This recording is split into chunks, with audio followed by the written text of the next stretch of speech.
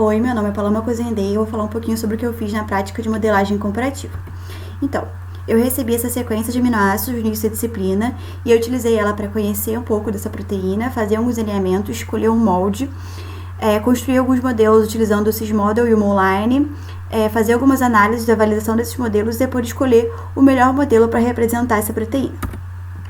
Então, eu utilizei essa sequência como entrada no Uniprot, e esses foram os 5 primeiros resultados de alinhamento que apareceram para mim, sendo o primeiro para proteína chondroitinase B do organismo Pyrobacter heparinus, com identidade 96,6%, sendo a maior. E depois desse resultado eu resolvi dar uma olhada nas outras chondroitinases de outros organismos, e eu percebi que a identidade entre eles era bem baixa em relação ao organismo do Pyrobacter heparinus.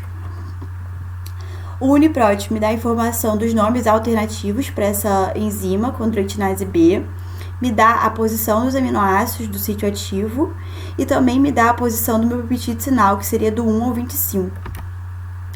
Então, jogando o nome dessa enzima no KEGG, o nome da enzima chondroitinase B, a gente percebe que ela faz parte da via de degradação dos glicosaminoglicanos, e a gente entende isso melhor quando vê a função dela, que seria clivar apenas a ligação beta-1,4 do dermatansulfato, resultando em disacarídeos de dermatansulfato 4 e 5 insaturados com um produto.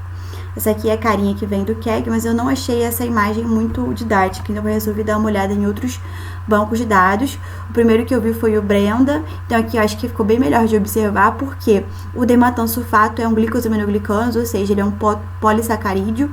Então, a função dessa enzima é clivar esse polissacarídeo em disacarídeos. E acho que isso ficou bem melhor de observar aqui. E no esquema disponibilizado no MetaSeq, que também mostra a mesma coisa, só que de outra maneira, né? Como essa enzima é uma liase, ela utiliza água nessa reação. Depois a gente tem os resultados do signo IP, que a gente observa que apesar da chance dessa sequência ter um peptídeo sinal não ser muito alta, aqui no gráfico a gente observa que do 0 até mais ou menos ao 25 seria o local onde tem a maior chance de ter um peptídeo sinal, e essa informação bate com a informação que a gente tem lá do Uniprot. Depois eu utilizei o PsyPred para observar a estrutura secundária dessa sequência, então em rosa seria a marcação dos aminoácidos em alfa-hélice e amarelinho de folha beta. E aqui em colorido são as informações físico-químicas de cada aminoácido. Eu utilizei o CDD para identificar o domínio dessa sequência e também a superfamília que ela faz parte. No caso, ela faz parte da família 6 de liase polissacarídica, é uma família de polissacarídeo liase beta-helicoidal, e os membros que incluem o arginato liase e a chondroitinase B. Depois disso, eu também fiz uma análise no PIFO para identificar a família que essa proteína faz parte, que é a família chondroitinas B. Aqui também tem um valor de evalue, que não é um ideal, né? O melhor seria mais próximo de 0. E aqui também dá para a gente observar o domínio dessa proteína, que é bem grande, né? Quase toda a extensão da sequência. O PIFO também traz essa informação aqui de outros organismos que possuem essa proteína identificada. A gente vê que a maioria deles é bactéria, mas também tem alguns eucariotos. E utilizei o string para observar interações com outras proteínas. A maioria dessas proteínas que ele achou interação, eram proteínas ligadas a glicanos ou glicosaminoglicanos, mas muitas delas não vieram informação disponível. Mas aqui confirma também que a minha proteína é a chondroitinase B do organismo Pyrobacter heparinus.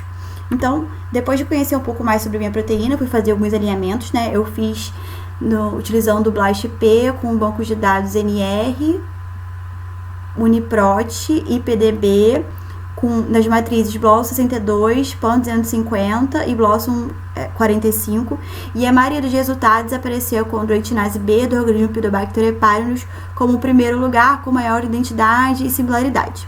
Então, para escolher o melhor molde para representar a minha estrutura, eu escolhi o cristal, a estrutura cristal de chondroitinase B, que foi o que apresentou maior identidade, maior similaridade, maior cobertura, teve uma resolução menor, que no caso pra gente é uma coisa boa, e o nome dele é o IDG IDBG. Ele foi o único que cobriu toda a minha sequência e mantém todos os sítios e a mesma superfamília. Então aqui é um pouco mais da carinha do meu molde escolhido, um DBG Crystal Structure of Chondroitinase B, que tem a resolução, como eu já falei, de 1,70 Armstrong. Depois desse molde escolhido, eu utilizei ele para fazer alguns alinhamentos. O primeiro é entre a minha sequência e ele no alinhamento local, no caso do Blast. Depois no Promos, também alinhamento local. E por último, um alinhamento global feito no Clustal. E depois de fazer esses alinhamentos, eu comecei a construir os modelos, utilizando primeiro o SysModel, dando a minha entrada no modo FASTA como no modo automático. E o site escolheu o mesmo molde que eu como template, que seria o IDBG com 99,18%, mas ele também me deu outra opção de molde, que no caso a identidade não foi baixíssima, então nem levei em consideração, mas aqui tá a carinha desse primeiro. Depois eu fiz outro modelo no SysModel, agora no modo alinhamento, utilizando o alinhamento que eu fiz no Clustal, que é global. E ele escolheu outro template para mim, que seria o IDBO, com 99,80% de identidade. E depois eu fiz dei entrada no online da minha sequência FASTA, e ele encontrou outro molde para mim, que seria o UOFL, que tem uma qualidade bem alta, resolução de 1,7, também do organismo Pyrobacter heparinus.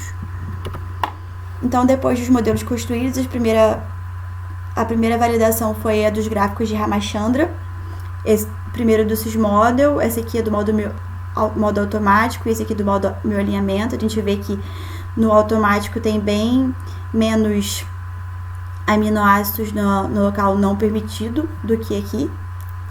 Aqui já tem mais alguns na parte não favorecida. No gráfico fornecido pelo Online já, a gente tem mais aminoácidos da região permitida, mas aparecem 3 aminoácidos da região não permitida. Depois, na análise do Molprobit, acontece o contrário do que acontece lá no Ramachandra, que a gente tem mais aminoácidos fora do lugar permitido no modelo do meu modo automático do que do meu alinhamento. E aqui também está o resultado do Molprobit para o Online, que tem 5 aminoácidos da região não permitida. Depois disso eu fui para a análise do Prosa. Esses dois gráficos foram feitos pelo SysModel, né?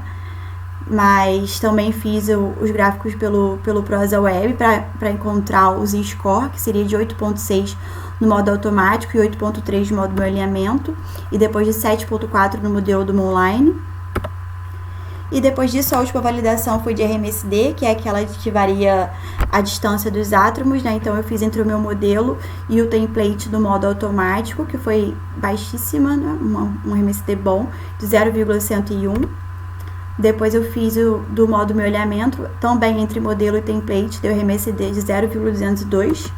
E do Online, com RMSD, deu 408. Então, eu tabelei essas informações para poder avaliar melhor, né, os meus modelos, e eu percebi que o modelo feito pelo SysModel no modo automático foi o que teve maior número de aminoácidos tanto no ProCheck quanto no Molprobit na região favorecida e menos aminoácidos da região não favorecida também, além de maior Z-Score do Prosa.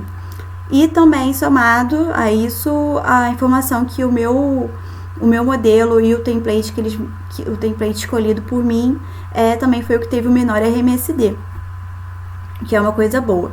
Então, o meu modelo escolhido foi o feito pelo SysModel no modo automático.